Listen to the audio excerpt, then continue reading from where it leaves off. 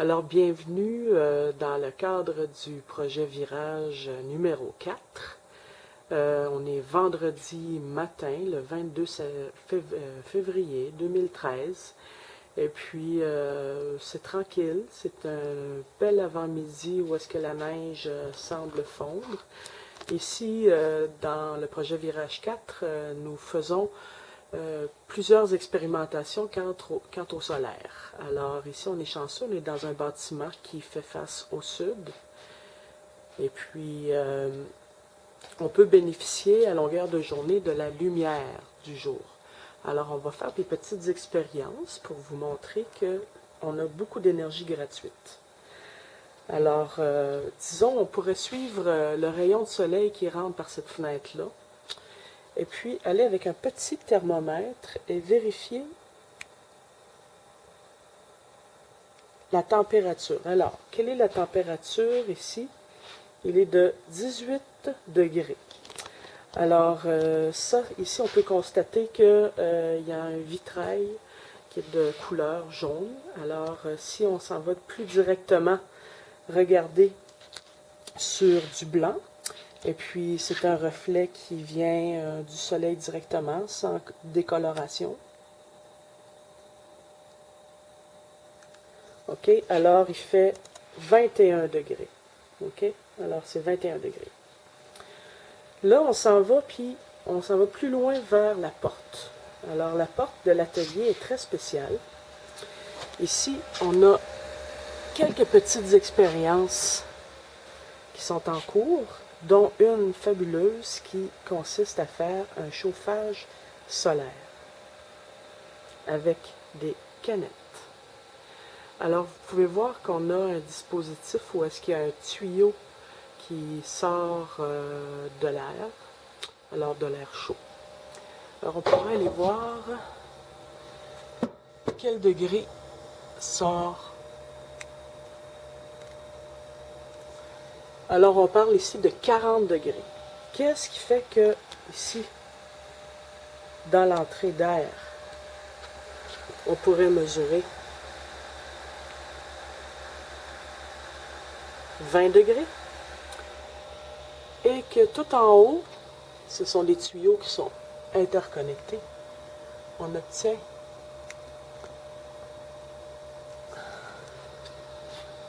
39 degrés. Alors, j'ai même vu 42 degrés Celsius.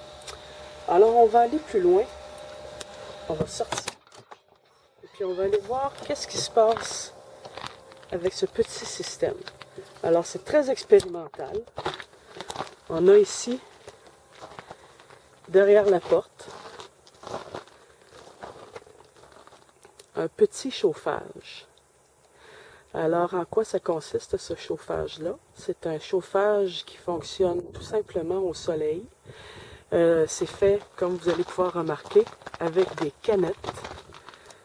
Tout simplement, des canettes. Alors, ça peut être des canettes de liqueur, de bière. L'important, c'est qu'elles soient en aluminium. Et puis, ce qui est important aussi, c'est de vérifier, c'est de pouvoir mesurer la température. Alors ici, on pourrait voir que c'est haut. Dans la chambre, il fait à peu près, bon, ça marque 35 degrés, là, mais c'est un petit passage d'air. Désolé de la qualité de la caméra. C'est glissant ici au Canada. Alors, on voit bien que c'est l'hiver en ce moment. Belle journée. On a beaucoup de sapins. Alors, ça limite le temps d'ensoleillement. Faut placer la fournaise solaire de façon à ce qu'elle puisse avoir le plus de soleil possible. Donc, pour les prochains panneaux, on va les placer plus haut entre les fenêtres pour pouvoir profiter du plus grand taux d'ensoleillement possible.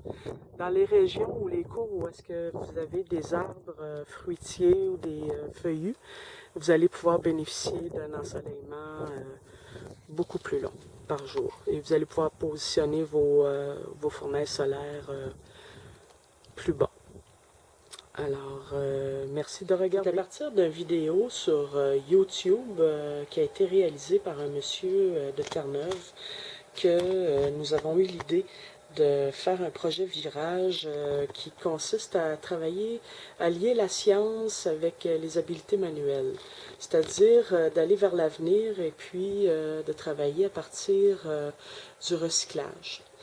Ici, ce qu'on recycle, ce sont des canettes qui peuvent être de bière, de liqueur, des canettes, toutes sortes de canettes qui sont toutes principalement de la même forme et qui forment toutes des tubes où est-ce qu'on va avoir percé les deux bouts pour que ça puisse faire un tube et quelques résistances pour que l'air puisse entrer ici en froid.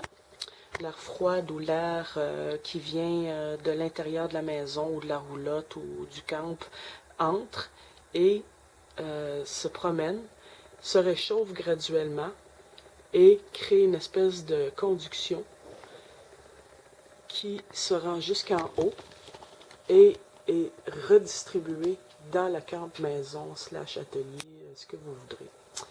C'est un principe simple et qui est assez efficace comme on a pu voir dans une vidéo précédente.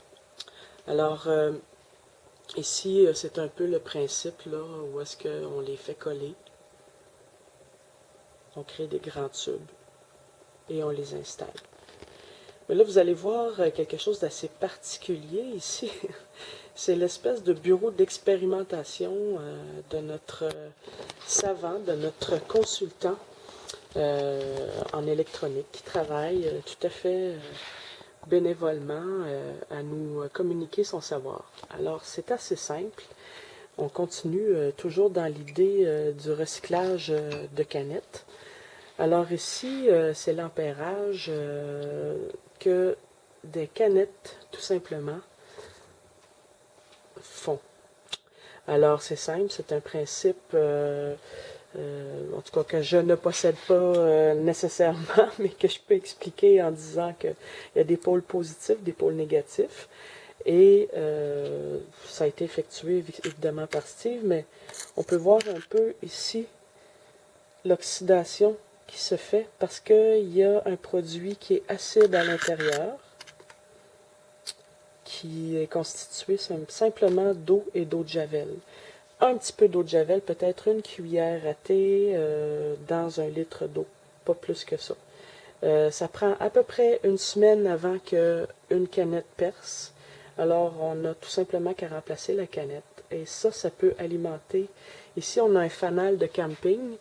Ça fait, depuis qu'on a commencé l'expérience, on a vidé les batteries 3 fois.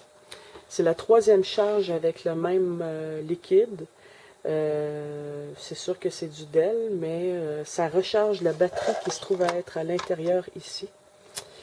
Et 10 canettes est suffisant pour pouvoir recharger ça. J'imagine, on m'a dit que c'était possible de recharger aussi un téléphone ou quelque chose là, qui a l'ampérage égal à ce que ces canettes-là font. Donc si j'éteins tout ça, alors je vais voir quel est l'ampérage.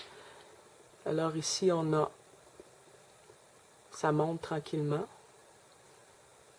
Mais si, par contre, je réallume la lumière, ça descend.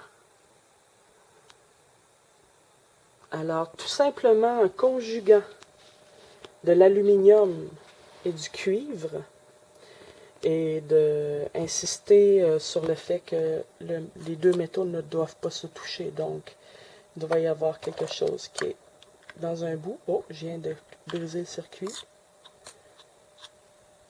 On va voir qu'est-ce que ça vient de faire. L'ampérage baisse encore.